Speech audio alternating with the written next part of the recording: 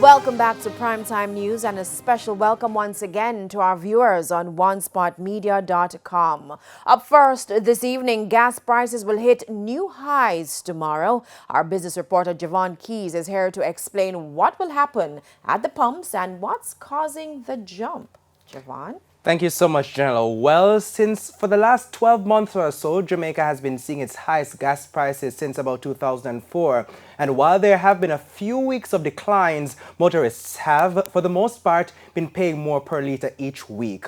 Now, so effective tomorrow, another level of historic gas prices will take effect.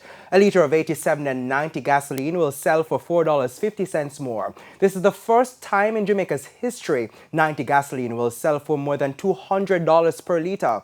Now, and that's at the ex-refinery rate. Now, $4.50 would also be added to a litre of diesel, ultra-low sulfur diesel and kerosene. Propane will, however, go down by 25 cents, while butane will increase by 25 cents. Now, Javon, what has the movement looked like since the start of the year?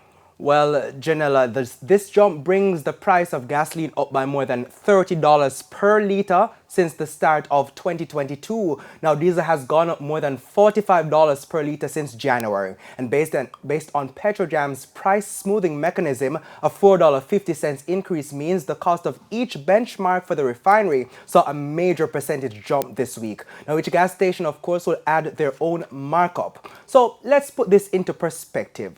Let's say you drive a popular small car like a Suzuki Swift.